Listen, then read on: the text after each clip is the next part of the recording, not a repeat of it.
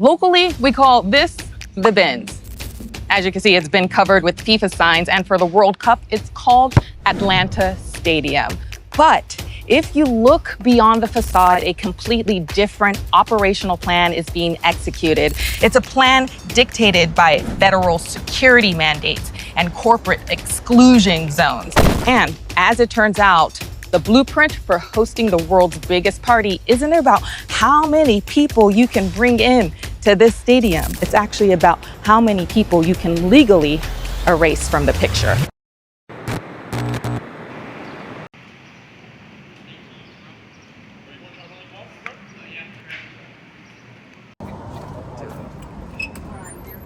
Opening day of the World Cup is just days away, and inside this cafe indicator, it feels like a rapid response war room. So on TV, global broadcasts are sharing the excitement of the games, preparing to showcase a seamless, sterilized celebration of unity. But inside there, advocates and watchdogs are gathered, tracking an entirely different event, one that is defined by systemic displacement, militarized transit corridors, and ignored civic promises. So what happens when a city tries to scrub away its own reality to host the world?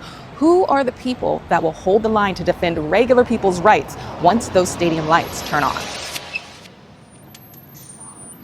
Precedent is well established, and it's tragic. The tens of thousands of people who were displaced during the '96 Olympics, the mass criminalization and displacement of unhoused people who were just shipped out of the city, and like the generations of impact that has had on the city. We have not, in this iteration of a mega event, still seen the level of commitment necessary to not only just right those wrongs, but like prevent it from happening again. Mariah Parker sits on the steering committee for Playfair ATL. Ever since the announcement of Atlanta's role in the World Cup, she, along with other members of her organization, have been pushing to hold the city accountable while also collecting information on what the impacts of this event will be. A coalition of housing, immigration, and labor justice groups, because we don't want it to just skate by and wipe our hands of whatever the consequences may be and continue to repeat this cycle. We want to know, is there an uptick of evictions? Is there an increase in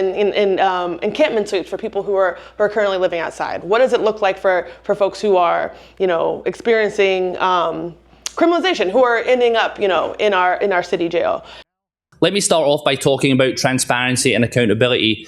These logos up here represent members of the host committee. We heard from them earlier on. And this is Michael Collins, director of Playfair ATL. He says the breakdown started with the original sin of Atlanta's planning. The management of the World Cup has actually been outsourced to a host committee that is not accountable to residents. I think it's actually disappointing that members of the host committee left after the comments and won't get to hear what we have to say or any of the public comment, but that is indicative of the process, because the bottom line is the mayor does not oversee the World Cup, the Metro Atlanta Chamber does, and they don't answer emails, they don't take meeting requests, they hold press conferences. So for clarity, Atlanta outsourced the planning to a host committee run by the Chamber of Commerce and major corporations. And because it was run like a corporate board, Mr. Collins says that the community meetings weren't built to actually listen to the residents. FIFA actually mandates that cities talk to local community organisations, but the whole process was a dog and pony show. It was not substantive at all. We met with them maybe 6 or 7 different times. We made suggestions. They didn't take so much as a comma or a period into consideration. And that was very frustrating then when the report came out. The report, we'll get to that shortly, but let's go back to those meetings. We engaged really robustly in the process of coming up with their human rights action plan, attending the meetings, giving hours and hours of feedback. And these are from policy experts in the areas of immigration, human trafficking, housing, criminal justice. And they were ignored. We went to all of those meetings and sat and, took up our Saturdays to sit down and be a part of that process, only for the final result to, reflect very little, practically nothing of the expert, testimony that we had brought to those conversations. Okay, now let's talk about the report. The city of Atlanta and its host committee made 60 specific civic commitments across 11 different human rights, social equity, and economic categories. It was supposed to be a historic blueprint for a fair tournament. They explicitly promised to distribute tournament revenue directly to local minority, women, and disadvantaged business owners right under the stadium footprint. For the streets, they guaranteed long-term housing solutions for unhoused residents, a binding pledge not to book people for low-level offenses at the Fulton County Jail, and strict protection protocols to keep ICE from targeting local workers.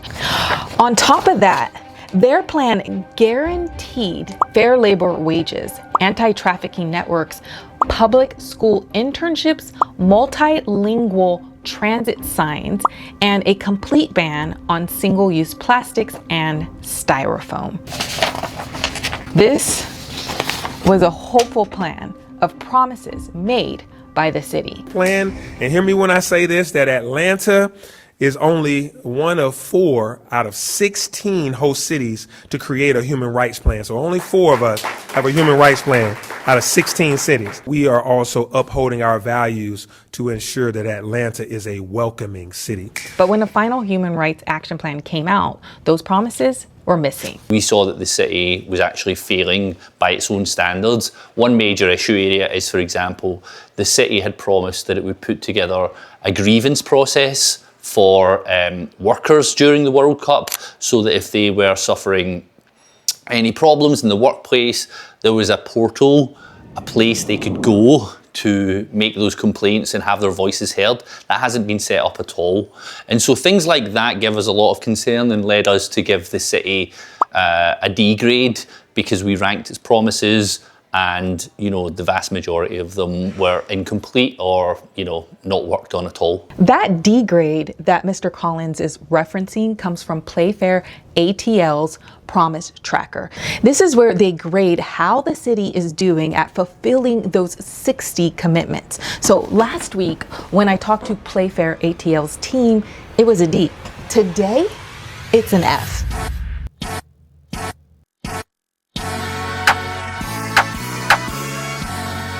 To understand how this is playing out, how a city is systematically erasing its own reality, let's look at what's happening in Vine City.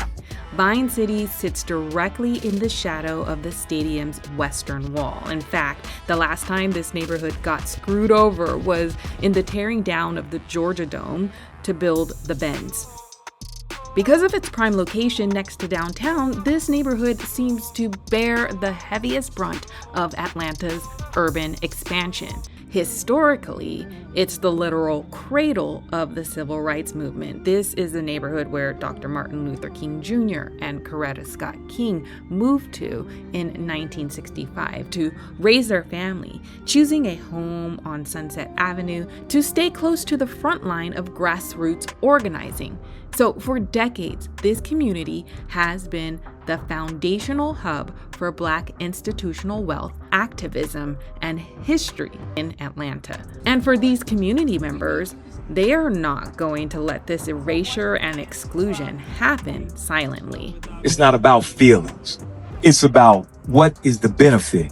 Well, we presented a joint plan that would benefit them and us. I went to the press conference where the historic Vine Civic City Association released their Broken Promise report.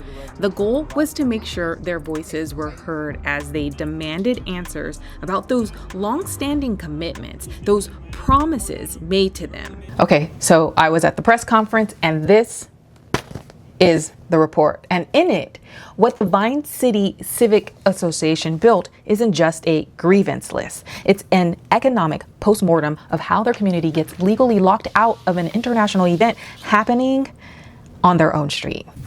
Wow, it's the broken promises. Vine City erasure and the FIFA World Cup reality. $1 billion projected, zero for Vine City.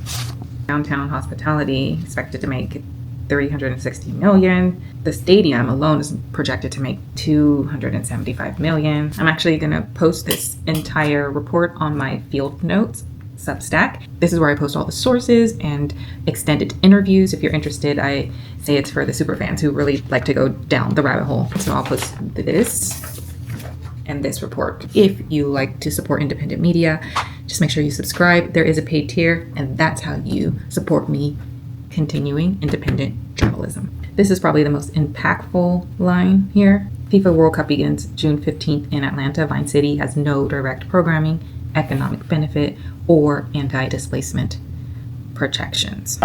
In a neighborhood that was hoping for some benefits for them to turn around when they did FIFA, but we're looking at another opportunity to stomp us further in the ground. Stephen Muhammad, who is part of the Vine City Civic Association, explained that the neighborhood was facing a total corporate lockout. Under strict tournament safety and sponsor mandates, a 1-mile commercial exclusion zone, or clean zone, has been drawn directly around the stadium footprint. Inside this perimeter, all independent street vendors, local food trucks, and historic neighborhood markets are legally banned from operating on public sidewalks, forcing them off the streets entirely to clear the way for official global sponsors. No, this is a once in a generation, maybe once in a lifetime opportunity to host the international community at this scale. We want this to happen with you. We want your small business to thrive. We want your tech startup to be on display for people to see you. Ooh. You heard it. Promises. Promises we now know the mayor couldn't actually make and keep. Now, for the record, I did attempt to reach the mayor's office to get his latest comments or reactions to the sentiment of these community members. And I didn't get a response in time for this story, but, you know, there's plenty of press conferences of Andre from Atlanta that have his statement on record. Let me say, I'm a staunch supporter of Mayor Dickens. And I know that, as someone said earlier, that he can only do so much because the city doesn't run it. The World Cup runs it from international. However, if you're representing me, I need you to give your 198% of whatever it is you got and whatever it is you can do to make sure your people are taken care of. Okay, so what about the community and their talks with FIFA? Did they get a chance to talk with FIFA? FIFA told us to go kick rocks. They told us to go to hell. They're going to sit down with us. Dan Corso with the Atlanta Sports Council, they weren't going to do anything for us, and that we needed to move on. It is a textbook example of a structural economic trap known as tourism leakage. When millions of wealthy international fans descend on a city, they spend an unprecedented amount of capital. The excitement that is sold by host cities to their local communities is that there's going to be a boost to their economies. But because the local working class economy here is blocked from participating, every single dollar spent inside those zones bypasses the neighborhood entirely. So the billions of revenue leak straight out of Vine City, out of Atlanta, and back into the accounts of those global corporations that don't even live here. But let's look at the big picture and pull out a bit, because it's not news that the World Cup's presence in the United States has left a bad taste in people's mouths from around the world. This hyper-commercialized mess is ruining the tournament for everyone. It's a full-blown corporate disaster. For me as a marketer, I pay attention to sentiment shifts, and you can see the shift just in the last week or so of sentiment shifting, and that is an absolute indicator of degrading equity when it's going the wrong direction. So it might look good on paper this quarter, but how does it affect, the long-term integrity of your brand and the equity of your brand? And if you want to see exactly how the equity is degrading, just look at the receipts. Viral videos are exposing FIFA literally clawing back and stealing seats after regular people already purchased them just to reallocate them to corporate VIP partners. Housing issues from folks thinking they would price gouge visitors through hyperinflated short-term rentals to reports of hotels and rentals still sitting empty. The public transportation being the only way some stadiums are allowing fans to matches, and hiking prices from $12 to $150 after massive public outcry and political pressure from the governor, New Jersey Transit lowered the price to $98. We also have stadiums that have existing corporate sponsors having to strip away those names for generic names. It's even affecting the game time flow with sponsored hydration breaks powered by Powerade. There is just a gross overall feeling about these games. Corporations are gouging fans at the most popular global sport and ruining the World Cup, as the folks are saying online. And they don't seem to care. Corporations are winning, but who is actually losing? Right. Fans are not winning here. They're not winning, and that's unfortunate.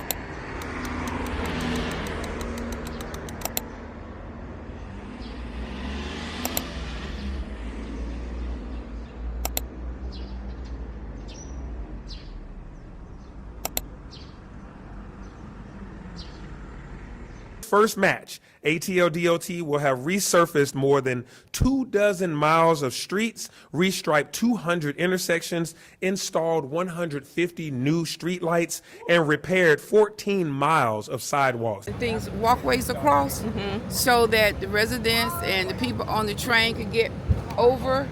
But on the week of it, the residents actually couldn't use that bridge. And I heard they're actually changing the bus routes too. They have already changed the bus route. And if you go through downtown Atlanta, they've literally taken the whole lane throughout the city of Atlanta for the buses to go through without interruption. So all of a sudden, you may not see a large number of our unsheltered people, which in Vine City we serve. Yeah. So you heard the rumors. Yup. I heard the rumors. The unhoused people in Atlanta are disappearing, and the sanitation of cleaning up the city for this big world stage is leaving human rights activists with a poor taste in their mouth. So this is Melody Rosser, a frontline advocate who works directly with the unhoused community with her organization, Women on the Rise. Encampments are being moved. People who I see all the time, hey, how are you? Have anybody came to you and asked you about housing, how they can help you, what resources they can give you? They're like, no. And then a couple of days ago, I'm looking and people are missing. Well, the people who are our normal fixtures who are unhoused, where are they? So yeah. Do you get any answers? No. You think they've just been moved? I'm trying to find people. I don't know what's going on. At one point, there was rumor that they have been being bussed out. And my cousin, he's unhoused. He was here with me. And I said, hey, have you heard anything? If anyone have your friends to call you in the middle of, I don't care if it's in the middle of the night, because that's when they do it, in the middle of the night. Or being someone who's unhoused is being picked up, call me. The thing is, a lot of people who are unhoused, they're using Wi-Fi phones. And if they're not close to Wi-Fi, they can't, be able to get a call out or a text out. Where are they? So they're sending ours now to Florida, allegedly, and other places.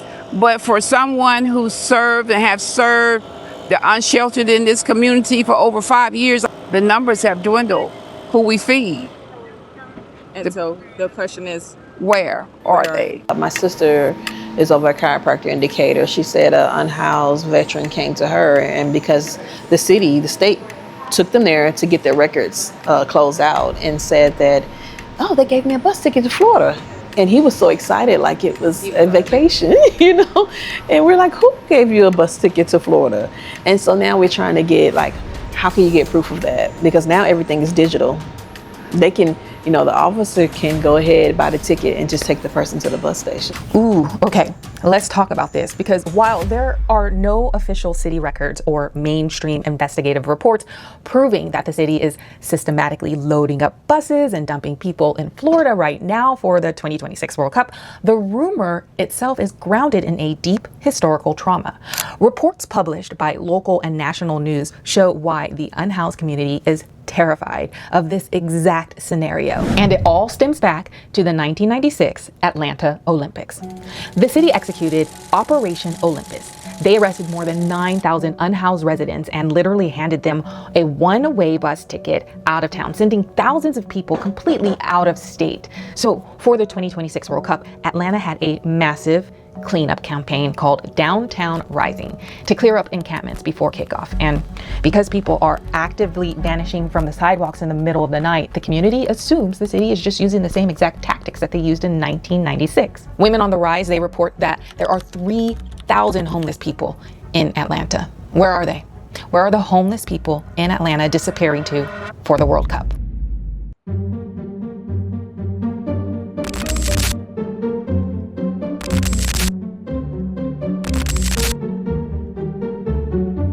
This heavy-handed cleanup isn't just a tactic being used around the city of Atlanta. It's actually part of a bureaucratic public safety strategy being implemented nationally. Because this tournament is designated a national special security event, the federal government has taken over the wheels. So those clips we saw of the border and visa issues of international delegates who are meant to be actual participants in this event that the country is hosting, they got caught in the dragnet of the fortress that is our borders. But what that looks like on the ground here inside of the border in the cities where the games are being held is the increased presence of the Department of Homeland Security, CBP, and ICE on the ground in Atlanta, and they are running the show. And you remember those 60 civic commitments the city made?